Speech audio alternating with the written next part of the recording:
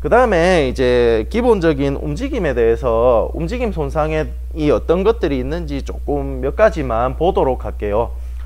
이분 같은 경우는 여기 포워드 밴딩을 하는데 힙 조인트에도 제한이 있고 룸바도 지금 다 굽혀지지가 않는 상황입니다. 그러다 보니까 이렇게 쏘라식에서 과도하게 굽힘이 많이 발생하는 형태를 가지고 있는 사람입니다. 그러니까 이 사람한테 등을 이렇게 쭉 펴고 다시 숙여 보세요 라고 이야기를 하니까 이게 팔은 더 내려가요. 그런데 허리도 원래대로 그대로 있고 고관절도 그대로 있고 보니까 무릎이 이렇게 굽혀졌죠. 이분 같은 경우는 요 햄스트링의 장력이 굉장히 강한 사람이라고 볼 수 있겠죠.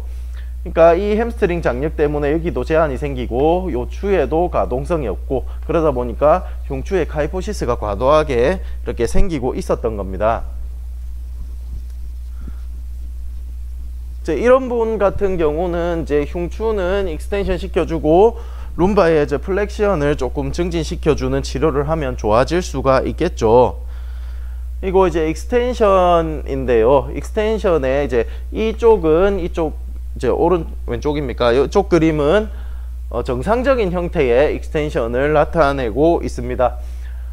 우선 이제 펠빅이 이렇게 약간 안테리어 틸트가 되어야 되고 힙 조인트가 약 10도 정도 익스텐션 되면서 여기 카이포시스는 없어져야 되고 흉추의 카이포시스는 없어져야 되고 요추 5개가 균등하게 비슷하게 이렇게 익스텐션이 되어주면 아주 좋은 익스텐션 움직임이라고 말할 수가 있습니다. 그런데 여기 이쪽에 오른쪽의 그림을 보시면 이분이 이렇게 익스텐션을 하는데 쏘라식의 카이포시스가 그대로 있죠.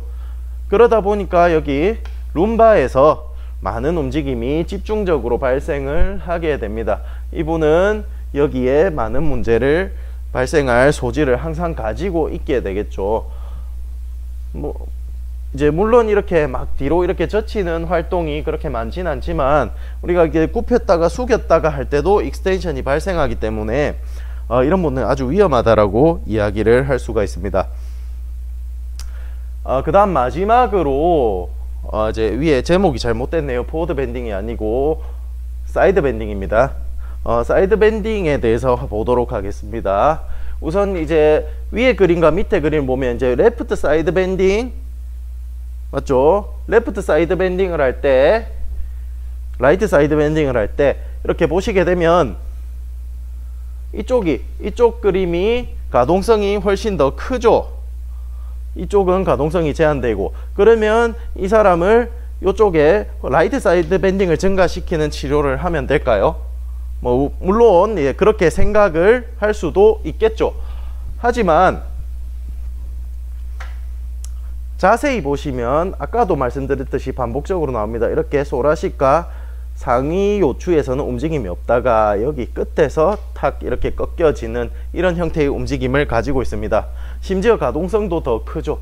그러면 여기 어떤 특정한 분절에서 트랜슬레이션 움직임, 그러니까 쉐어링 포스가 굉장히 많이 발생하게 되고 그러면 이 분절에 문제가 생기게 되겠죠. 라이트 사이드 밴딩은 가동성은 제한되지만 이렇게 스무스하게 그래도 C자 형태 비슷하게 나오고 있는 것을 볼 수가 있습니다. 그러면 이 사람 같은 경우는 쏘라식에는 움직임이 거의 없고 요추가 레프트 사이드 밴딩 되어 있다라고 이야기를 할 수가 있겠죠. 요추가 레프트 사이드 밴딩이 되었다는 것은 우리가 이제 역학에서 보게 되면 밴딩과 로테이션이 항상 결합돼서 나타나게 됩니다. 척추에서. 그것을 우리는 커플링 포스다, 우리말로 짝힘이다 라고 이야기를 하고 이제 어떤 이 요추, 그러니까 허리뼈 룸바에서의 커플링 포스 짝힘은 서로 반대 방향입니다. 반대 방향. 그러면 이분이 레프트 사이드 밴딩이 많이 되니까 이분의 허리뼈는 오른쪽으로 이미 돌아가 있을 확률이 높다라고 이야기를 할 수가 있겠죠.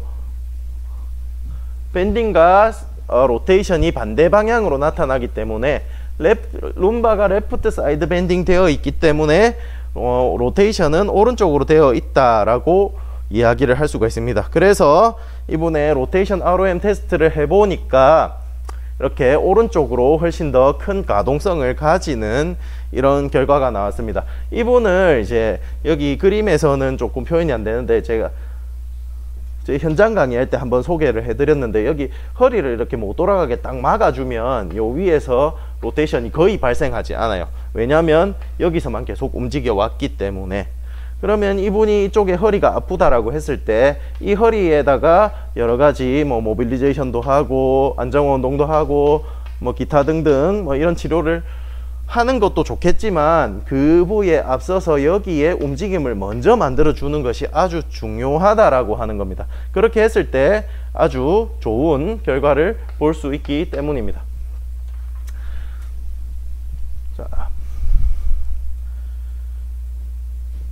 자, 이렇게 제가 오늘 준비한 내용은 여기까지고요. 오늘 이제 이야기했던 핵심적인 내용은 이제 쏘라식의 모빌리티가 소실이 되게 되면 인접한 관절인 서비컬과 룸바의 어떤 움직임과 정렬에 문제를 발생을 시키게 되고, 그것이 통증으로 발전할 수 있고, 그러면 반대로 쏘라식의 모빌리티를 해결을 해주면 로우 백페인이나 서비컬 페인, 나아가서 숄더 페인까지 잘 우리가 치료를 할 수 있다라고 이야기를 하는 겁니다.